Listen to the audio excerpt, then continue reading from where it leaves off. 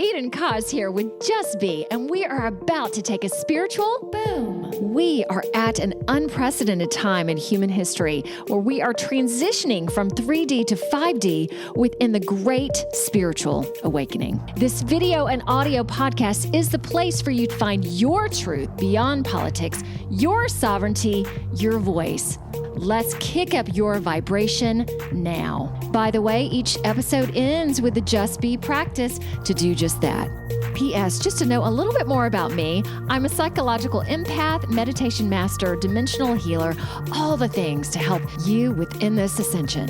To learn more about me, visit me at edenjustbe.com. And let's get this party started. Y'all do me some smiling. Come on. All right. Okay. Calm down for just a minute. Eden would just be spiritual boom in association with the Grassroots Warrior Network. Come on. My only reoccurring guests. They are here every 6 weeks. Welcome back, interstellar communicators, Pia and Cullen. Okay, get this before you say hi. This is our 9th time, and we are on episode 99. What do y'all think of that? Harmony, harmony, harmony. Exactly. All right. So we're going to have at the end, we're going to talk about, did I mention this in my notes? We are going to talk about community, communication, just, very positive things. And there's probably going to be a mix in that, but that's kind of the key today is, as I always like to do, bring upbeatness and fabulousness to this great awakening that is chaotic and beautiful and rebirthing all at the same time. So we're going to end the show always with enlightenment and encouragement from their Pleiadian group connection, Laarkmaa. And let me go ahead and read y'all's bio. Husband and wife, PhDs, Pia Orleane Smith and Cullen Baird Smith, communicators to the stars, writers, visionaries, intuitives. And I always love to say this, Pia being a former psychologist and Cullen formerly, he was trained in anthropology and archaeology. Together, and it has to be both of them, they bring planetary wisdom from the stars from a group of Pleiadian light beings known as Laarkmaa. They have offered decades of extraordinary work and commitment to the earth and humanity, and they are not stopping, are y'all? No. Keep on going. Okay. Before we start, and I do want to tell two things to the audience that I'm doing, but I want to take a second because we've never talked about the Pleiadians. Okay, who are they? To give us your knowledge. Well, first of all, are you asking who are the Pleiadians or who is the group that we work with called Laarkmaa? Both. 2 questions are separate. Both. Okay. Laarkmaa is from far, far away, not from this system. Ancient, more ancient than the Pleiadians, but they use the Pleiadians as a star base because the energies are resonant. They hold the same frequency as the Pleiadians. They're all about love. They're here to help us, but they are much older and from much farther away than the actual Pleiadians who are on Pleiades. Okay, we have never talked about this, which I'm just like, oh my God, this is so great. Okay, go ahead, Cullen. Well, they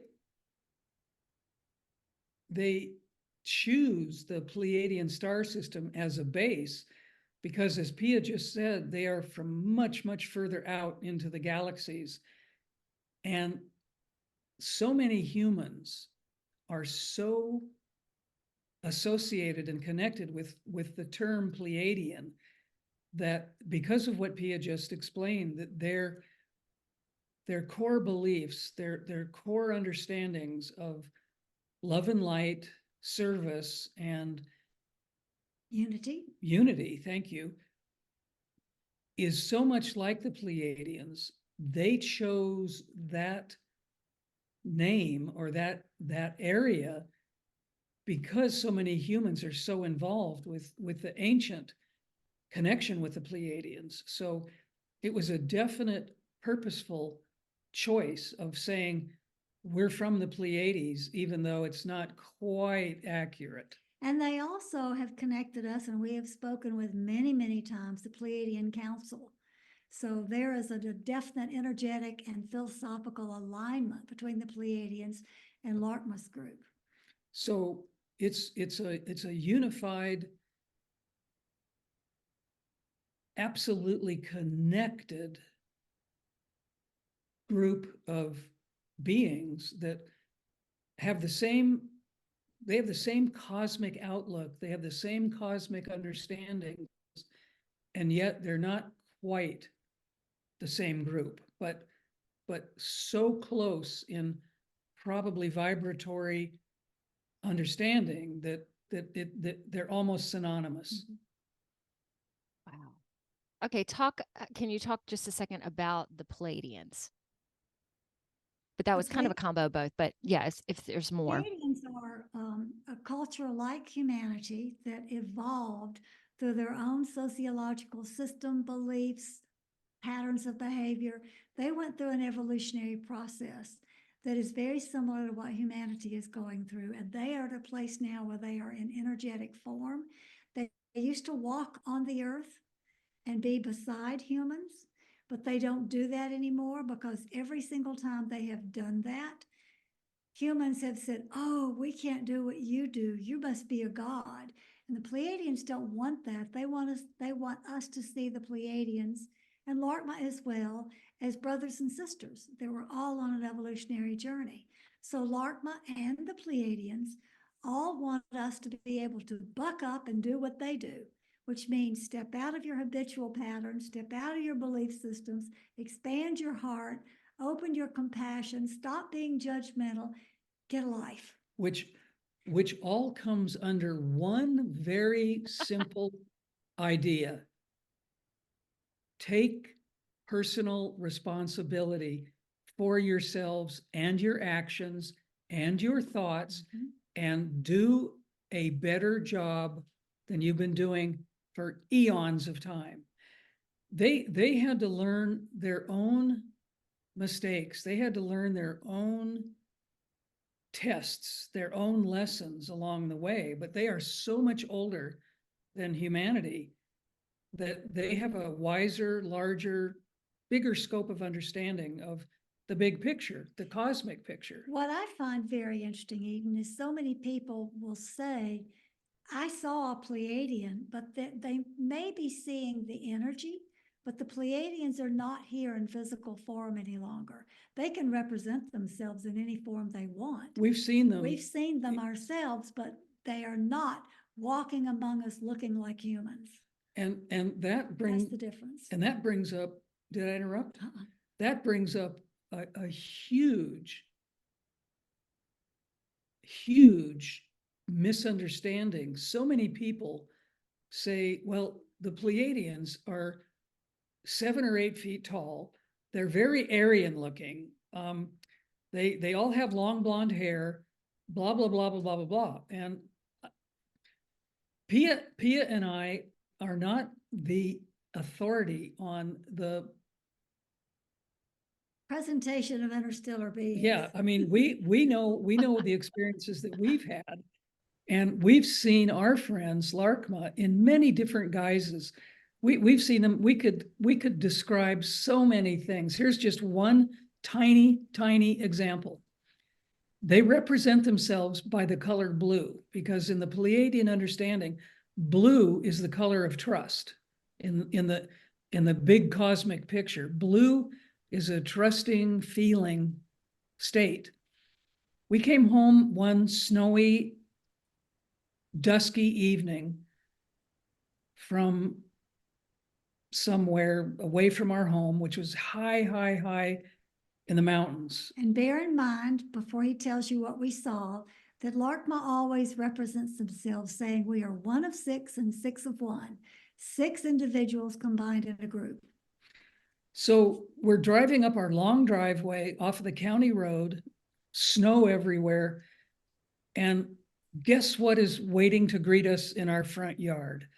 6 blue reindeer with blue eyes hovering above the ground about 2 or 3 inches. And we look at each other and go, I know we're tired, but did you see that? And the other one of us said, I saw 6 blue deer. And I'm seeing 6 blue deer with riveting blue eyes. And we park the car probably in the garage, go into the house, we sit down and have a conversation with our friends. And they said, you see, we told you that we can shapeshift at any shape we wish. And we're trying to teach you how to do that too. So we have seen our friends in many, many, many different shapes, sizes, types. And for us, it's a regular experience. Manifestation is not what people think. You don't have an end goal and you manifest and that's it. Manifestation is multifaceted. You can manifest many different ways of manifestation. And that's what the Pleiadians want us to know. They're trying to help us learn how to master manifestation in order to manifest things that match what is needed in the moment. And it's all connected with energy. Yeah. One of their favorite topics is to explain that everything is energy, and that if everything is energy and we master the ability to manifest, we can manifest anything, a shape, a commodity, a feeling. It doesn't matter what it is, but they're trying to help humanity understand that we're more powerful than we think, and that we can actually shapeshift, manifest, do many, many things that maybe a long time ago humans were able to do before we became so involved with science, before we elevated science to the most high religion in this world. And I think before that happened, I think ancient people were able to do amazing things simply because they knew they could. Can y'all give more examples of that, like shape shifting, going within dimensions? Give some other ideas of the power of that. Okay. About 20 years ago, I had a major infection in a tooth. And my dentist told me I had to go get a root canal. And I looked at him and said, I don't think so. And he said, you come back in a week. I came back in a week and he said, I think you still need a root canal. And I said, okay, I'll go see your endodontist. So we made an appointment for the endodontist the following week. I went home and closed my eyes and said, I am not in this dimension. I'm in the dimension where this tooth is perfect and healed. And I'm going to bring that energy back into this dimension. I don't need a root canal. I spent several hours a day doing that, putting my consciousness in another dimension where the blueprint of my perfect tooth was there. At the appointed time, I went to the endodontist and he said, I don't know why you were referred. You have absolutely nothing wrong with that tooth. It's been fine ever since. We've had it's possible to do that. We've had a number of experiences like this where we have purposefully, meditatively slipped into other dimensions where we can connect with what we would call our etheric body or our etheric sensibilities, where our bodies are perfect. We have no ailments, we have no disease. And taken that blueprint, as Pia just described, brought it forward in a physical, dimensional manifestation way, and changed something that would cause us not to have surgery or medical intervention. Now, that's a little bit more challenging to do now than it was 20 years ago, because the energies on this planet at this time are so dense and so toxic. So it's not an easy juxtaposition from one dimension to the next and bringing the energy back here now, because this energy is dense and the lighter energy doesn't travel into this density quite like it did 20 or 30 years ago, which is why I think people who've been able to heal themselves of things and be healthy all of their lives, all over the world, are going, I don't understand. I'm sick. This hurts. That hurts. This is broken. And I don't understand why. It's because the energies are denser now, and we can't bring the lighter energies in as easily, which makes us feel like we ourselves are not capable of doing what we know is possible. But that isn't to say that we're not traversing or transcending this particular period of dense energy. We're moving away from that actually at this time. And Yeah. even astrologically, we can use astrology to basically pinpoint when astrological energies change and when things either lighten up or become denser. And we're at a pivotal point right now where the density that we've been experiencing is about to move into a much lighter, much different experience for each of us individually and all of us collectively. And that is because Pluto has been involved with Capricorn, which is all about structure, rules, rigidity. And in approximately a month from now, believe it or not, Oh gosh, thank goodness. Pluto is going to move from Capricorn to Aquarius. Okay, so let me interject. We are recording this. What's today? Today's December 12th. I'll be airing it on the 26th, 27th. So we're looking middle of January.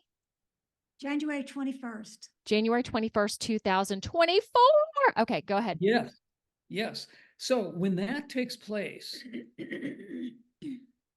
hopefully the rigidity, the density, the absolute congestion of what's been happening for the past 16 years is hopefully, and I underscore hopefully, going to lighten up for each of us individually and all of us collectively. However, Laarkmaa is very fond of telling us that nothing happens instantaneously. Everything is a process. So that does not mean that on January 21st, all of our woes will be over. Right. It means that Pluto, which is an extremely dense, heavy, and very slow-moving planet, will begin moving into the higher and lighter influences of being in Aquarius.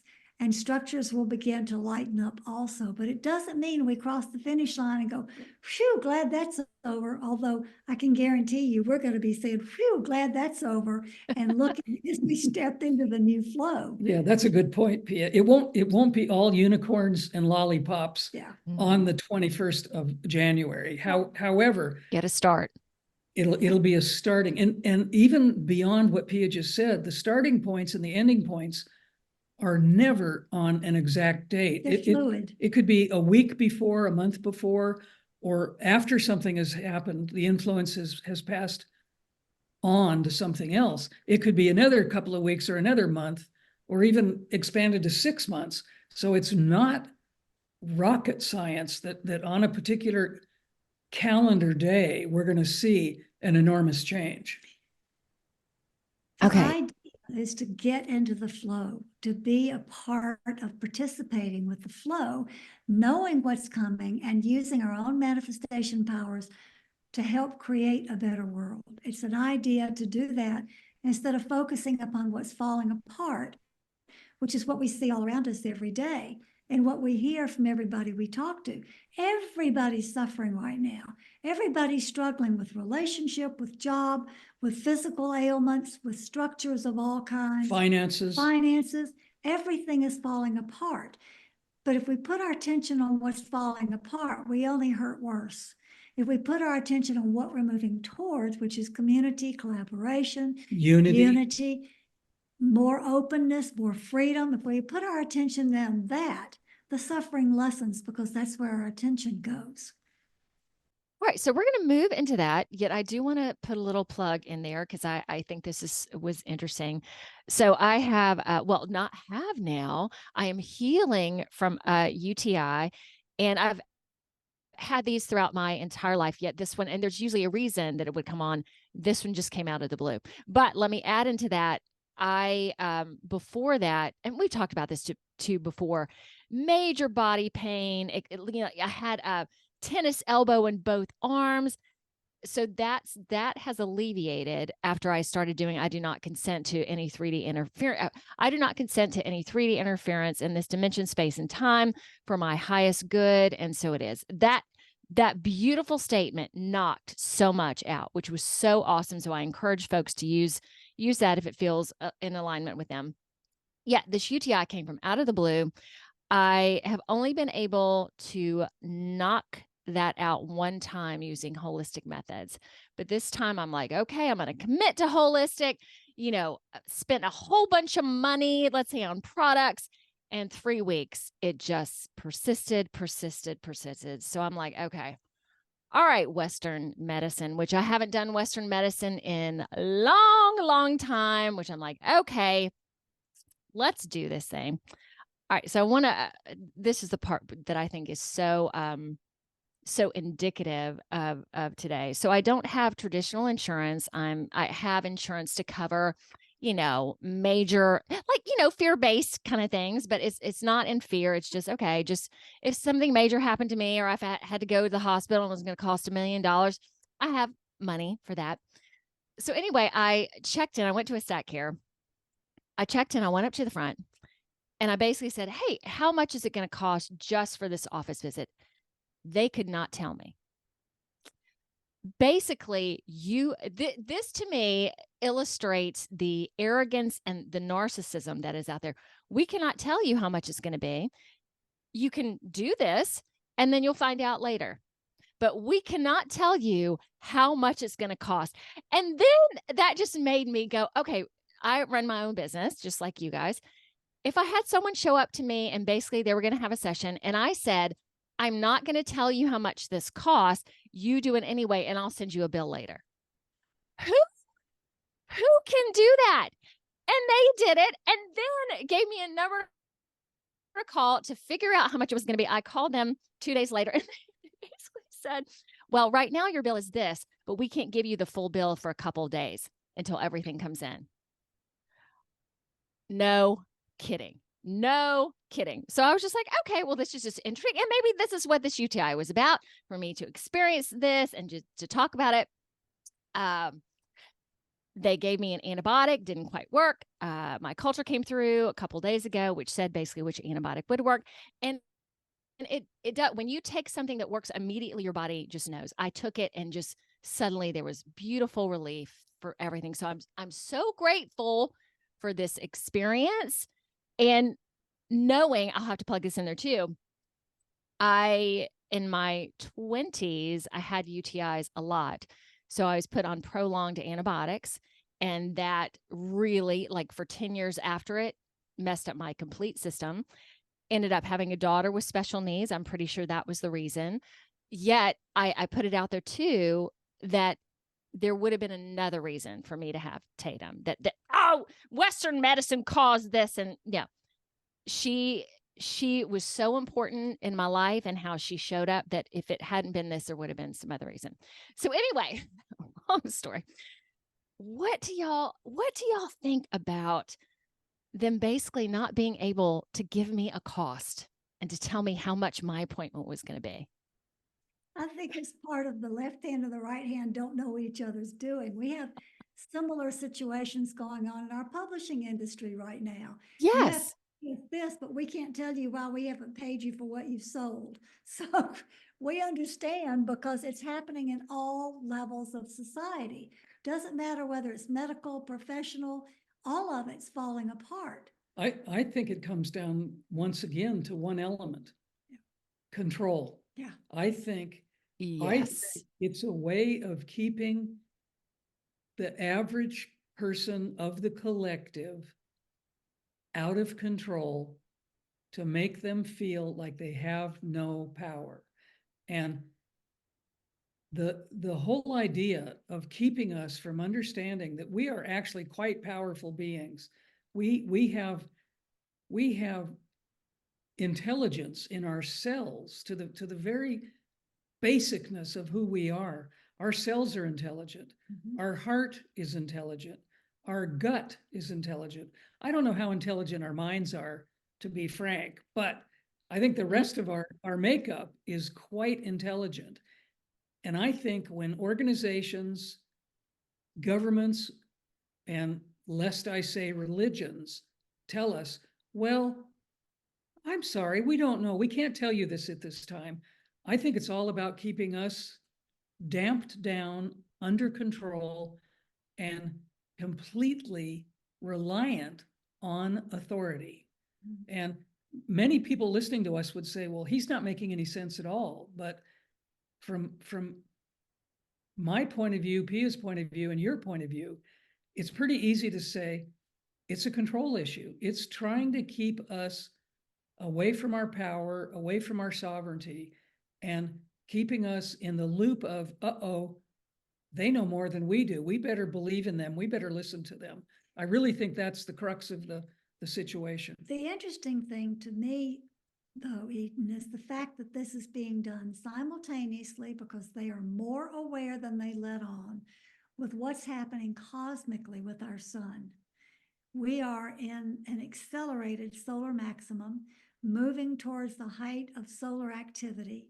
And that means everything speeds up and amps up. And so they're pushing the buttons and the triggers a little more at the same time, so that if you have a UTI come up and you don't feel comfortable and they're pressuring you about the monetary things, it's going to stress you out more.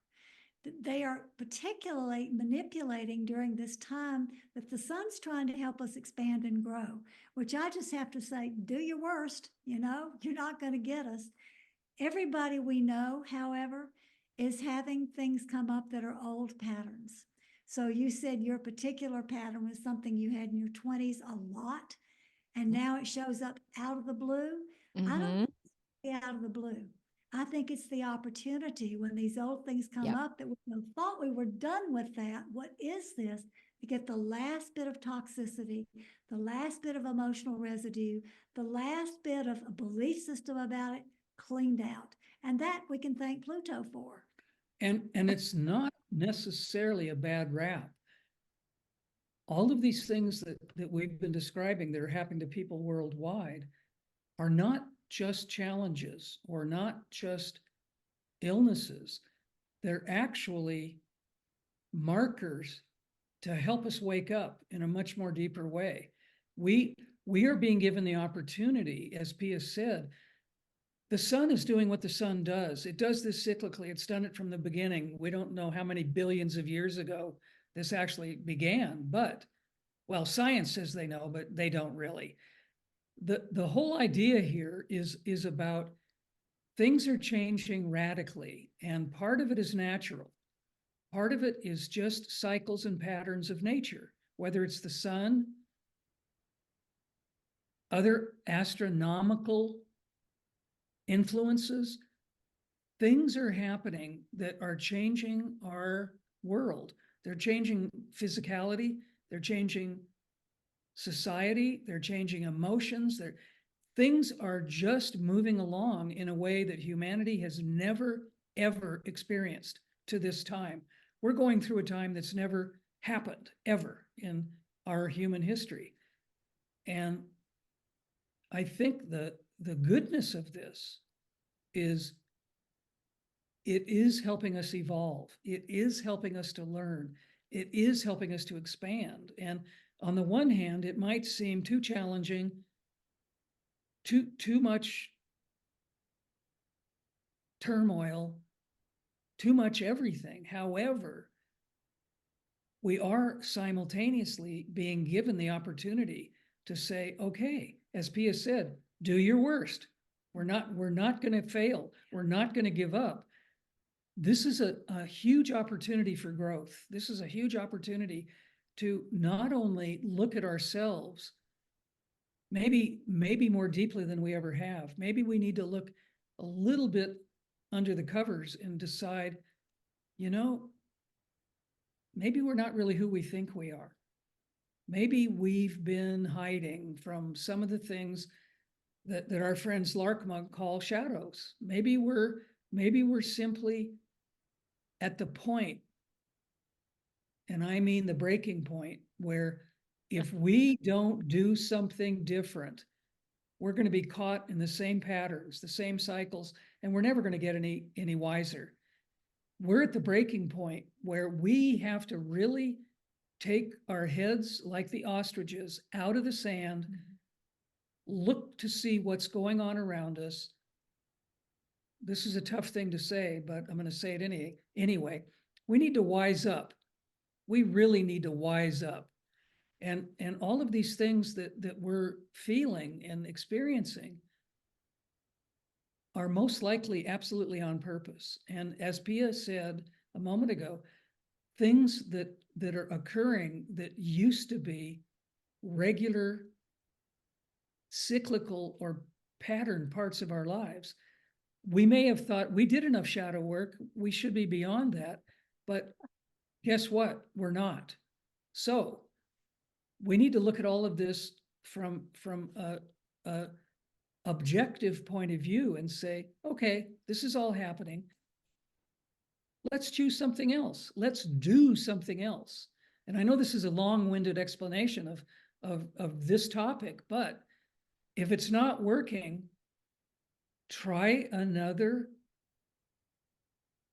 avenue, try another street, try another way of getting either around or through what's not working in our lives. Do something different and we will have a different outcome. That was not long-winded. To parlay on that, me getting this UTI again, the whole used to be the cycle of things. What I am going through spiritually is also big time letting go. So of course this would come right now because you need to do it, girl. You need to buck it up. You need to do it differently. So we're going to bring this old pattern and let's see how you're going to handle it, what you're going to go through. So yeah, it's here on purpose. And there's another thing that's going on that has happened to me multiple times, which again, they've combined simultaneously, which is so funny. Ha ha ha ha. Okay, I have one more thing yet. Okay, so let me just throw this out there quickly. I encourage, and then we'll get more to community in a moment, but just quick. I encourage with my last show, y'all start spending some cash. Like I am purposely once or 3 times a week just spending cash, and it's beautiful. What would y'all say anything with that, or just like, oh, Eden, that's a great idea, okay, or yeah, that's great. What would y'all say? Anything that moves away from digital anything is a good idea. That's what I think. And what you're explaining is all about flow. Mm-hmm. And things are so stagnant now. Everything, all systems are almost at a complete stop. If we choose to live in that very dense, thick arena of doing nothing to mimic or mirror the greater picture of what's not working and what's not flowing, we're not helping. We're not doing something that's actually constructive. Doing something, as you just described, that's causing more flow is absolutely what we should be doing, because that will break the pattern. That will break the inability to not move forward. It's flow is the middle name of energy. And if we don't participate in flow, we're stopping energy, and that is not where we want to be. Mm-mm. Love that. All right, let's use that as a great flow into communication and community. How would y'all recommend to heighten that? Is that a relevant question to start us off? Absolutely. Laarkmaa Okay. always talks about the spirit of Lakesh, which is a Mayan word that means I am another yourself. So if we start looking at each other as being the same instead of separate, and if we simultaneously start being compassionate, because everybody's suffering, everybody has a story, everybody has something happening to them, we may just not know what it is. If we can treat everybody as, you need my kindness, let me say something wonderful to make you smile, let me help you with the door or the groceries, let me be there for you, we're automatically starting community in the sense of community of humanity. The whole, are you finished with that thought? Yeah. The whole experience of the past 3 years was to break up community. To separate us. The whole agenda, and I'm actually tired of using the word agenda, but I'm afraid it fits. The whole program was designed to disrupt community, communication, and unity. Mhm. And that is precisely why right now, today, re-enlivening, reinvesting in community, communication, and simply spending valuable time with each other is so vitally important right now, because those elements were taken from us for 3 full years for so many reasons that we're not going to go into right now. But recreating community right now is absolutely essential, because it went away. It was taken away. And we need to reinvent, we need to reinvigorate community and communication, caring, doing what Pia said, using compassion, using generosity is extremely important right now, because so many people were so damaged by those elements being taken away from them. They didn't understand why they were being taken away. People are now beginning to understand, with all the truth coming out, why it happened. But now is the time for us to truly step into a sense of, let's create community. Let's create a better way of communicating with each other. Many people believe that during the past 3 years, the internet truly kept us together. And I say, boulder dash, hogwash, baloney. The internet and social networking actually worked against keeping us together. We couldn't hug, we couldn't touch hands, we couldn't look in each other's eyes. If we don't have those natural human abilities to communicate, there is no communication. It's artificial. Let me, Artificial is what they're trying to get us to do, moving into an artificial world, the metaverse, social media, anything that disconnects us from our social nature, our natural ability to want to touch and to be with and to be in each other's energy. Anything that can turn that off is what they want us to do. And they mislabel things like social distancing, safely at home. Okay, what's safe about isolating yourself from other people? Nothing really. It only builds more fear that other people are dangerous. So we have to really look at the language they use when they tell us anything that they tell us and see if it resonates with the truth. It's usually doublespeak. Yeah. Some very new studies have just come out about particular countries or groups of people that refused to social distance in the past 3 years. Sweden is one of the absolute positive examples. The Swedish government and the Swedish people really did not participate in closing schools, closing restaurants, closing social gathering places. Well, guess what? It's come out that statistically, if we believe in statistics, the Swedish people had less COVID or so-called health problems, even though they did not social distance. They did not stop their normal social activities. My God, proof like that is absolutely ammunition to prove that by doing what we were told to do that would keep us healthier is absolutely untrue. The Swedish people got through it. They didn't get sick. They were happier. They were more wholesome, and they had a better time than most of the world. let me throw this little tidbit in there. When I went to pick up my prescription last night, in terms of community and connection, I make a point that whenever I go into a store, a grocery store, I look at people. There were two instances. So I went up to get the prescription, and they had done something funny. So they had their advertising that was sitting there on the desk, and it was a picture of the pharmacy, whatever, and they had taken the picture of their own pharmacist, cut it out, and stuck it on there. So it was clear that it wasn't the real. So I went up and I'm like, oh my gosh, this is so funny. They started laughing. So we had this quick interchange. It wasn't just, I'm here to pick up my prescription. So I engaged with the pharmacist, engaged with the woman.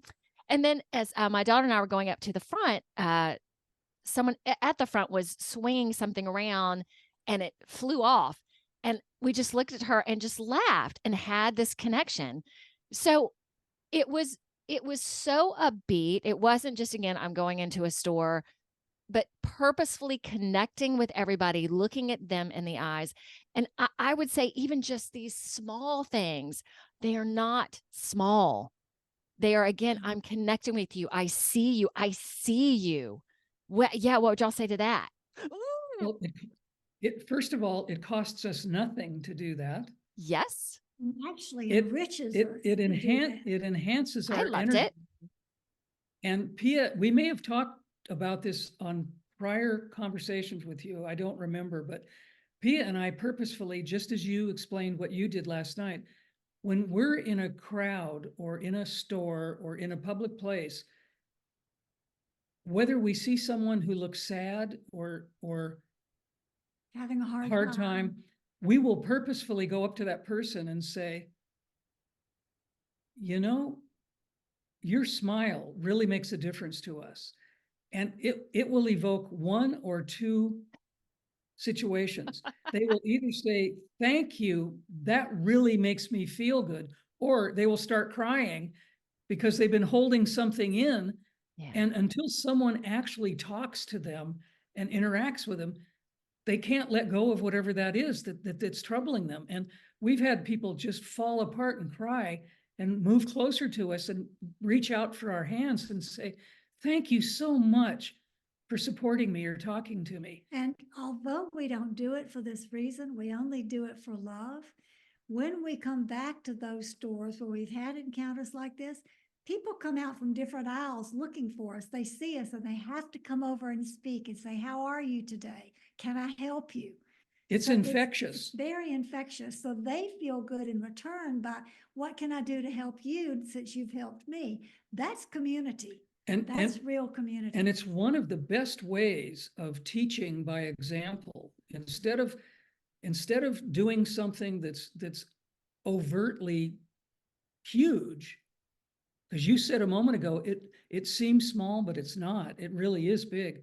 But by doing something simple that's heart-based, it ripples out. It makes a huge difference. And I know that the reaction of some of these people is so deep that they go home, they will pet their dog longer than usual, or they will say something nice to their children or to their spouse because of what simply happened to them earlier in the day.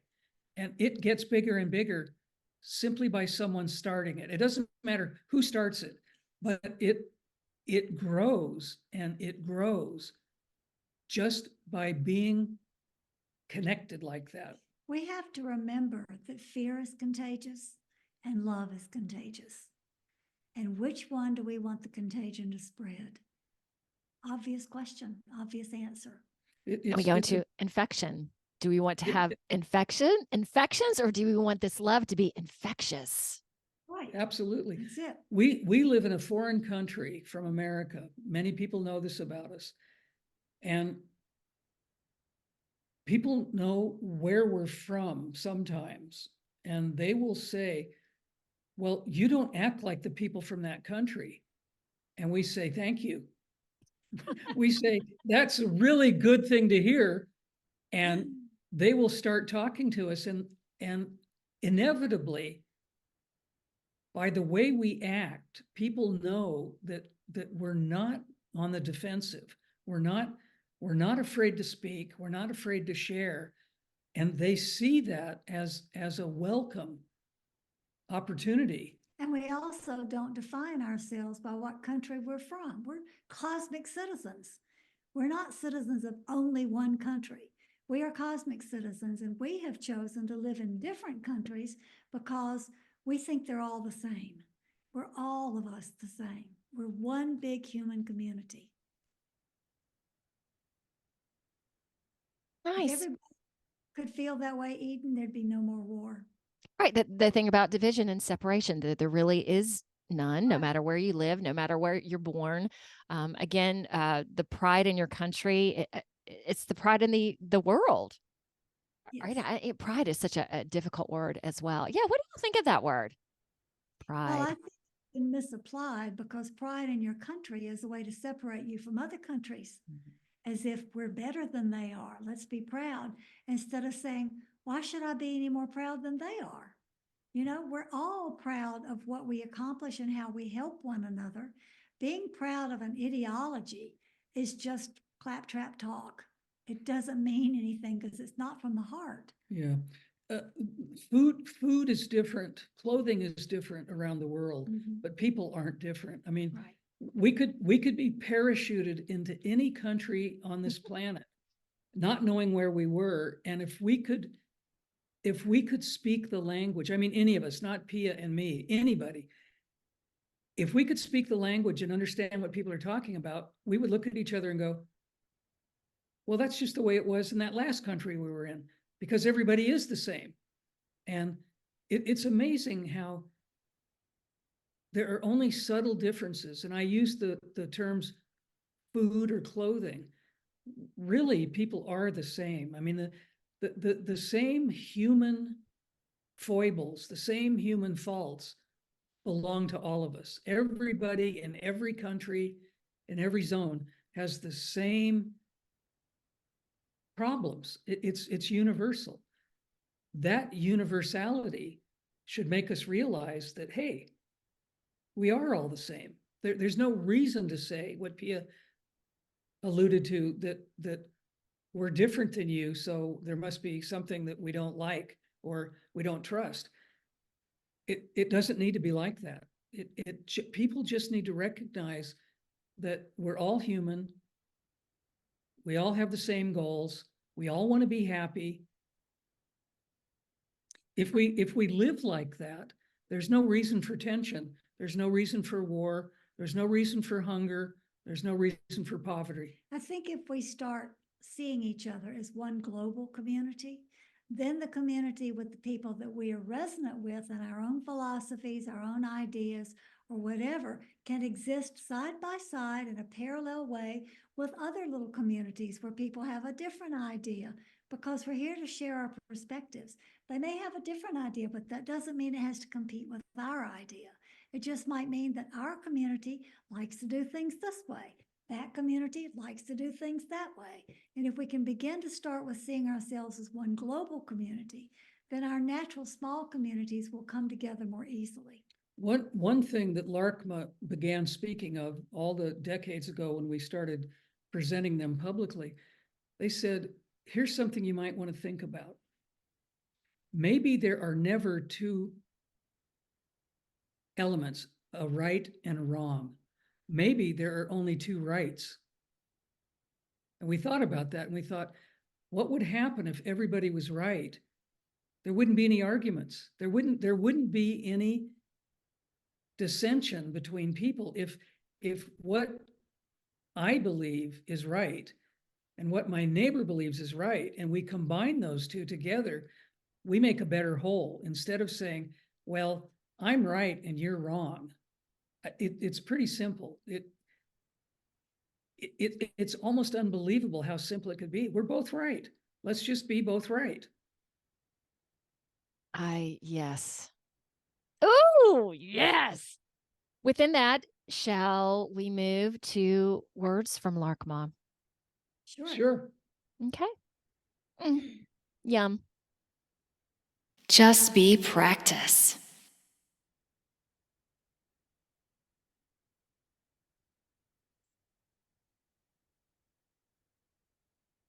Hello, dear one.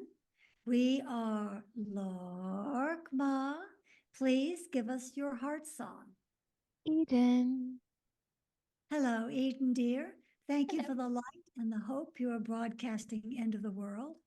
And we would like to mention that your topic of conversation today about accelerating evolution and about moving towards community is one of our favorites. We see that you are a community with us. We are energy. You are energy. How we manage the energy of each of us is our goal, our mission, and our joy. Do you wish to exist in an energy that is downtrodden, sad, angry, jealous, competitive? Is that how you wish your form to take shape? Or do you wish to be in an energy that is connective, communicative, outreaching, in service, happy, upbeat, bright, shiny, all the things that are joyous? You have a choice in how you manifest your energy every day, and others have the same choice. However, each of you can be a living example. As you make higher frequency choices yourself and reach out to connect with others, others begin to notice the energetic shift around them and then within them. It just feels different.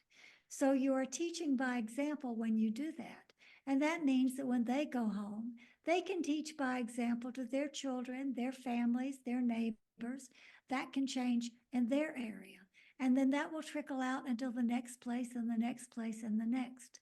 This is a way to help frequency be raised all over your planet, simply by being who you are through higher frequency choices and by seeing each other as part of one shared family.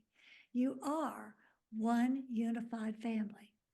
Our favorite word, which Pia and Cullen mentioned, is in Lakesh, which means I am another yourself. To use the Christian technology translation, it would be love your neighbor as yourself. That's the way the Christians phrase it. However, we cut through the as another, and say simply, we are another. We are you, and you are us. You are your neighbor is you. When one of you is suffering, you are suffering. When one of you feels upbeat, the other catches it and they begin to feel better too. So you are unified at a frequency vibrational level. And when you work to keep your frequency up, you're making a difference in the world. Which brings us to our other favorite word, which is ahimsa. That means do no harm. When you are looking at others and you immediately discern that they are different from you, do no harm by causing judgment to be formed in your heart. Do not judge them for who they are. Do not separate yourselves because of who or what they are, but instead extend compassion, recognizing that everybody has their own suffering and their own level of growth.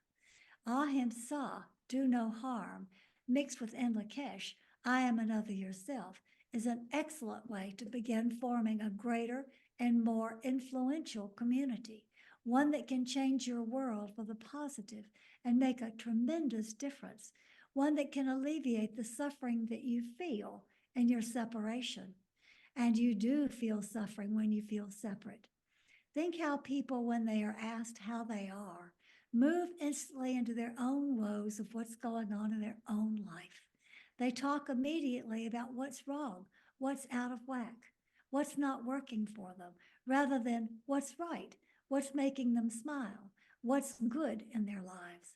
That's the way separation impacts people. It puts an emphasis on what's out of alignment.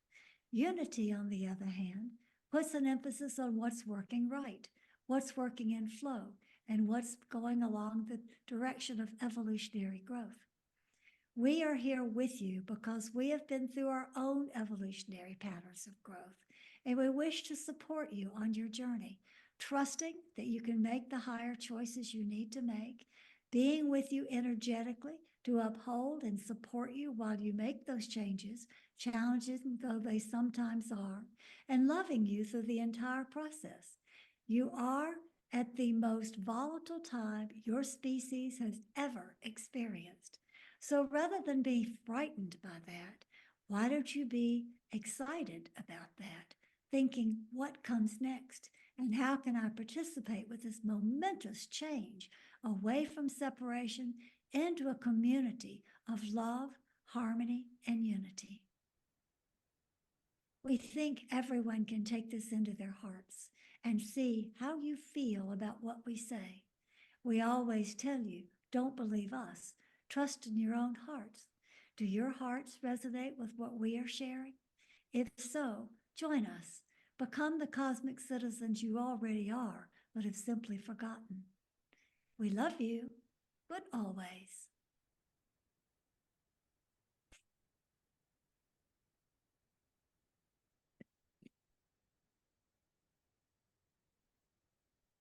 That's great. Yeah, move y'all both back in there. I want to state, I make a point when I do these shows to smile throughout. It's not just that I'm just sitting here. No, again, to radiate out light and a higher vibe, plus the fact that I really love being here.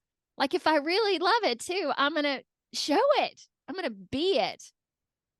That was wonderful. And I really, when y'all bring that energy forth, I also really want to be in it. So thank you. This time was also different for me. Being more captivated, more into the flow, as we've been talking about flow, which is awesome. I love everyone is right. I think that even just saying that, it releases from me just some pressure.